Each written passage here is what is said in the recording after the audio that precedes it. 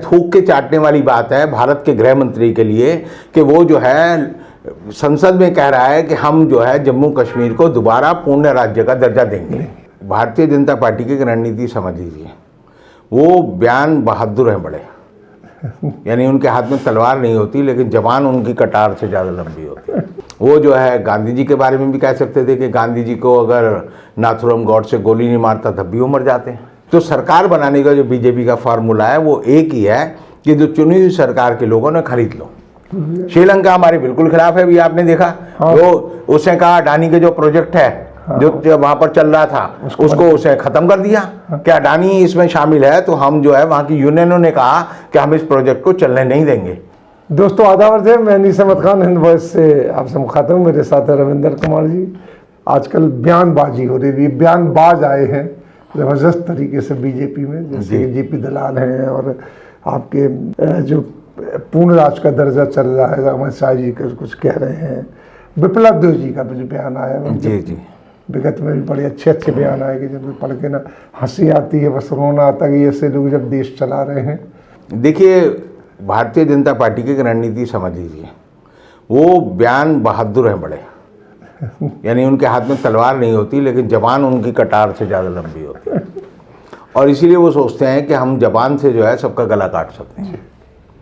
अब अभी जैसे आपने कहा कि जयप्रकाश दलाल जो हरियाणा के कृषि मंत्री हैं, उन्होंने अपने दोस्तों के साथ कहीं बैठे बैठे कहा कि जो किसान हैं, जो सीमा पर किसान मर रहे हैं, अगर वो घर में भी होते तो मर जाते। अब घर में भी होते तो मर जाते, इसका मतलब वो जो है इस आंदोलन को बड़ा तुच्छ आंदोलन समझ रहे हैं और ये समझ रहे हैं कि किसान जो है अगर मर रहा है सीमा पर, दिल्ली की हरियाणा के बॉर्डर पर, तो वो जो है कोई शहादत नहीं है। हाँ, वैसे ये ऐसे ही है जैसे कल को दलाल साहब कह दें कि भगत सिंह अगर पैदा हुए थे तो मरेंगे भी, और मर जाते तो क्या कर लिया उन्होंने, फांसी पे लटक कर तो उन्होंने कौन सा तीर मार लिया। वो जो है गांधी जी के बारे में भी कह सकते थे कि गांधी जी को अगर नाथुराम गॉडसे गोली नहीं मारता तब भी वो मर जाते हैं, कहते हैं, तो गांधी जी की शहादत तो हुई नहीं।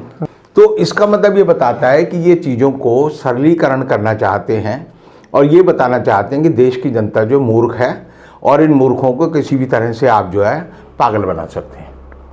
अब जब उन्होंने कह दिया कि घर में होते तब भी मर जाते, उसके बाद वो बड़ी ज़ोर से हंसे, उनके साथ के सारे लोग बड़ा ठास किए, चमचे से बैठे होते हैं मंत्री, चमचों ने किया, लेकिन चमचों को ही नहीं पता था कि बंद दीवारों के भी कान होते हैं। और आज तो कैमरा युग है, हर आदमी पे कैमरा आता है, जो कैमरा आया तो वो जो है टीवी पे भी शाया हो गई और सोशल मीडिया पे भी आ गई।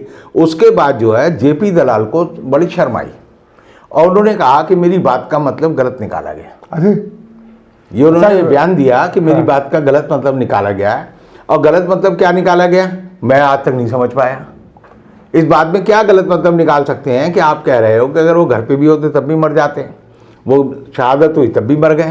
तो इसका मतलब ये है कि पहले झूठ बोलो, फिर जब पकड़े जाओ तो फिर झूठ बोलो, और ये सिद्ध करो कि हमने जो ये मूर्खता की है ये जानबूझकर की है, अनजाने में नहीं की है। और इसीलिए अनजाने में की हुई किसी की भूल तो आप जो है क्षमा कर सकते हैं।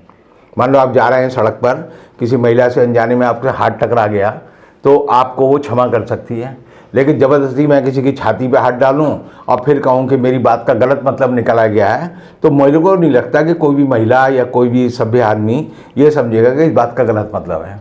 जब आपकी इंटेंशन और इंटेंशन दोनों एक हैं और आप जो है जो कर रहे हैं आपको उसका मतलब भी पता है और आप हंस भी रहे हैं, तो इसका मतलब ये है, ये बात ऐसे नहीं है कि सोते में सपने में आपने जानबूझ के आपने कही।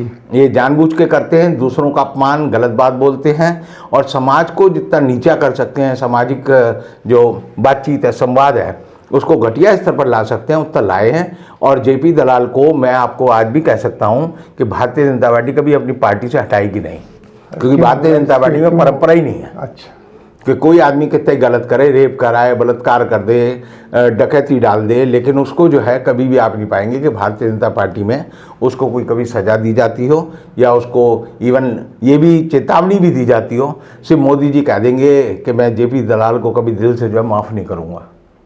अब उनका दिल कहाँ है और दिमाग कहाँ है ये राम जाने, लेकिन एक तरह से समझिए कि हमारा जो सामाजिक विमर्श है उसको इन्होंने बिल्कुल रसातल पर पहुँचा दिया।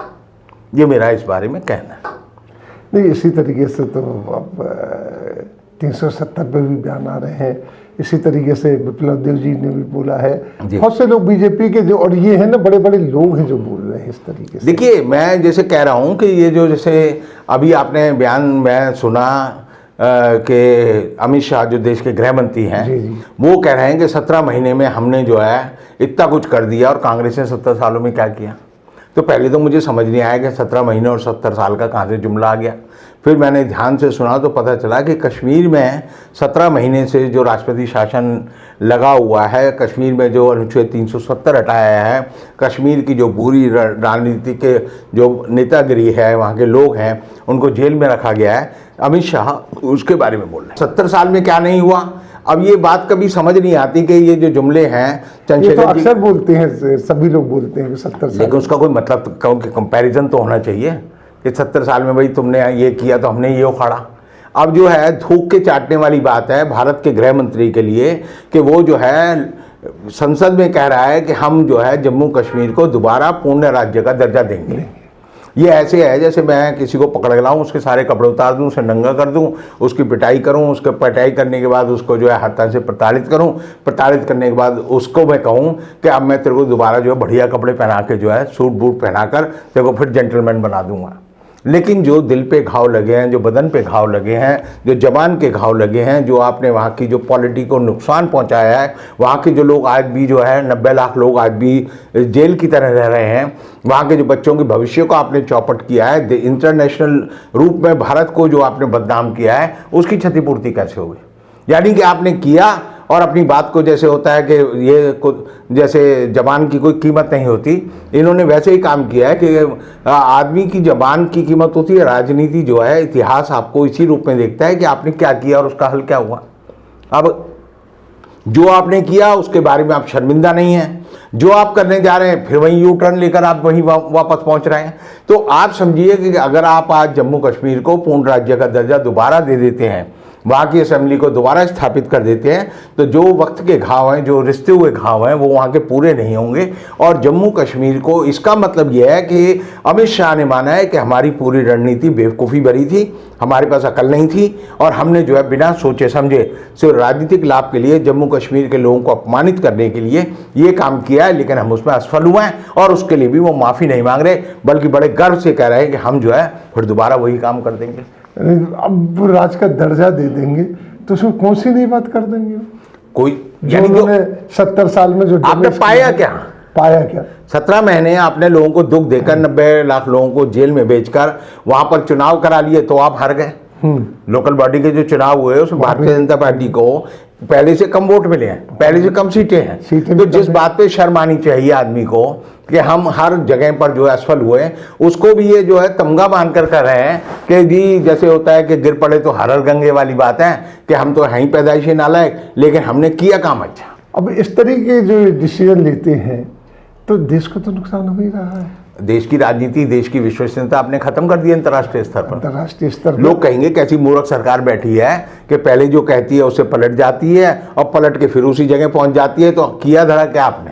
आप देखिए कि अंतर्राष्ट्रीय बात आपने जो की है, तो एक बयान आया है विप्लव देव का, मुख्यमंत्री हैं त्रिपुरा के, तो वो अंतर्राष्ट्रीय बयान है और उन्होंने उसको कोट करते हुए हमारे जो गृह मंत्री हैं, उस जमाने में गृह मंत्री नहीं थे लेकिन पार्टी के प्रेसिडेंट थे बीजेपी के, उनके हवाले से वो खबर दी है। आपको पता ही होगा वो खबर जो उन्होंने कहा कि हम अंतर्राष्ट्रीय स्तर पर हुकूमत बनाएंगे, वो भी बीजेपी की नेपाल और श्रीलंका शुरू यहाँ से करेंगे। तो ये क्या बात है, ऐसे बयान क्यों देते हैं? तो इंटरनेशनल इमेज गिरने की बात होती है। ऐसा होता है, ये लोकल पॉलिटिकल पार्टी देश की वो बाहर सरकार, ये अगर अंतर्राष्ट्रीय राजनयिक जो मान्यताएं हैं या जो रिश्ते हैं, ये उसको ख़राब करने वाली बात है। ये ऐसी है जैसे मैं किसी के घर जाऊं और कहूँ फलाने की बीवी जो थी बड़ी सुंदर थी, मेरा तो उस पर दिल आ गया, एक दिन उठा के ले जाऊँगा। तो आप जो है किसी के घरेलू मामलों में दखल आपको नहीं देना चाहिए और आपको एक मर्यादा शब्दों की, भाषा की, आँखों की बना के रखनी चाहिए।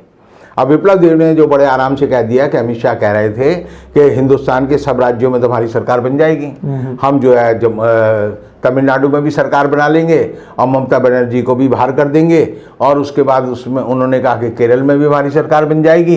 तो सरकार बनाने का जो बीजेपी का फार्मूला है वो एक ही है कि जो चुनी हुई सरकार के लोगों ने खरीद लो, उन्हें पैसे दे दो, उनको ईडी से बंद करवा दो, उनको सीबीआई से बेइज्जत कर दो, उनको एनआईए से डरा दो, और डरने के बाद जो है उनको जब आप खरीद लोगे तो आपकी सरकार बन जाएगी। तो ये एक फार्मूला है। अब मैं सोचता हूँ कि बीजेपी की सरकार जो है अगर नेपाल में बनती है और श्रीलंका में बनती तो कैसे बनेगी? बीजेपी ने स्टडी तो की होगी कुछ कि कैसे सरकार बनेगी। तो आप देखिए नेपाल का जो राजनीतिक चरित्र है, वहाँ पर जो संविधान है, उस संविधान में प्रोविज़न है कि जो राष्ट्रीय सभा है, जिसे हम लोकसभा बोलते हैं, उसे वहाँ वो राष्ट्रीय सभा बोलते हैं, और उसके टोटल 275 मेंबर होते हैं, और 275 मेंबर जो है वो एक तरह से प्रधानमंत्री का चुनाव करते हैं। ऐसे यहाँ पर दूसरा सदन है जिसको कि हाउस ऑफ रिप्रेजेंटेटिव बोलते हैं, जिसमें टोटल जो है 59 मेंबर होते हैं। 7 जो है प्रोविंस हैं पूरे नेपाल में, और उन हर प्रोविंस से 8 लोग चुनकर आते हैं बाइनियल, जैसे हमारे राज्यसभा में होता है हर 2 साल बाद। तो 56 वो लोग होते हैं, और 3 को राष्ट्रपति वहाँ पर जो है नियुक्त करते हैं। तो इस तरह 59 जो है मेंबर जो है वहाँ होते हैं। अब अगर आप इन दोनों को जोड़ लें, 59 और 275, तो ये सारे जो है 334 हो जाते हैं।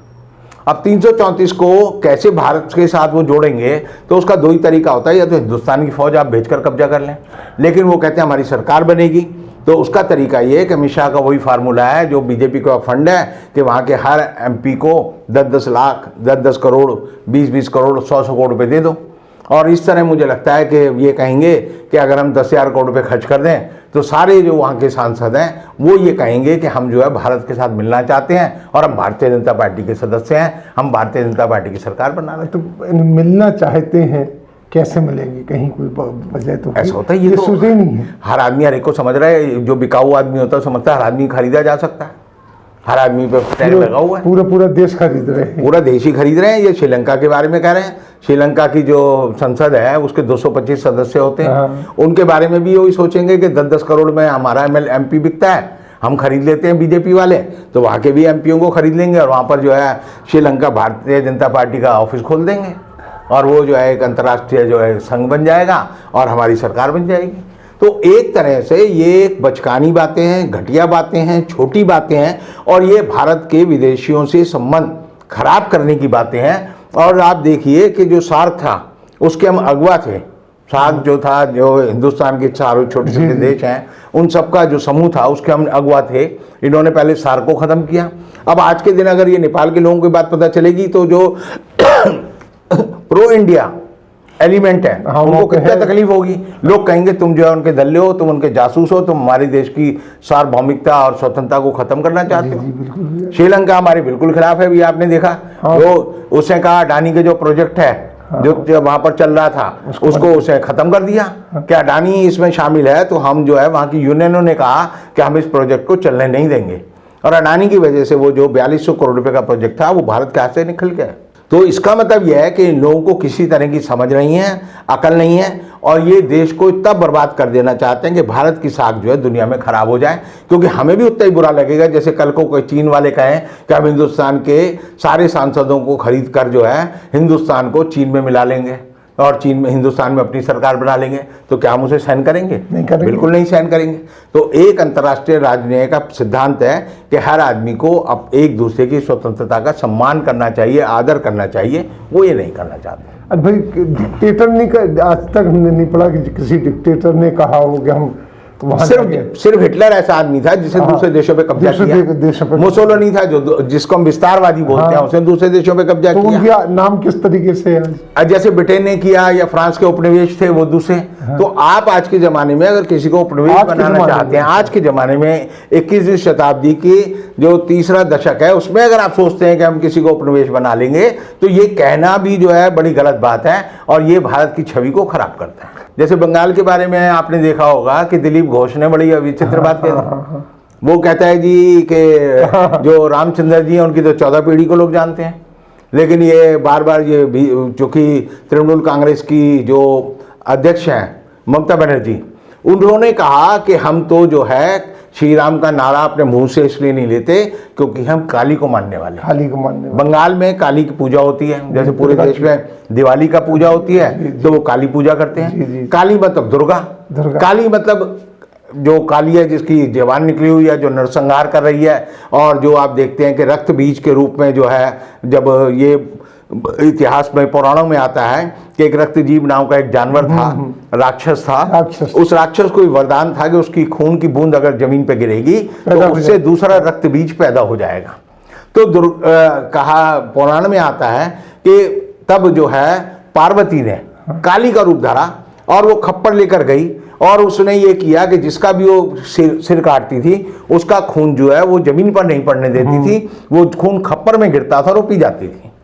और इसीलिए काली को जो है शिव साधिका बोलते हैं कि उसे शिव को लिटाकर जो है उसके ऊपर पांव रखकर उसने जो है रक्त जीव का नरसंहार किया और तब उसे बचाया। ये काली को पूछते हैं। अब ये दिलीप घोष के साथ दिक्कत क्या हुई कि उन्होंने वहाँ पे श्री राम जय श्री राम तो किया, लेकिन वो नारा जो है कामयाब नहीं है। फ्रस्ट्रेशन हो गई है इन्हें कि जैसे वो जय श्री राम कहते हैं वो महाकाली बोल देते हैं। और इसीलिए जो है ये बीजेपी की फ्रस्ट्रेशन है। और इसका मतलब यह है कि आप आज लिख लीजिए कि पश्चिम बंगाल का चुनाव बीजेपी जिस जमीन पर लड़ना चाहती थी उस जमीन पर वो चुनाव हार चुकी है।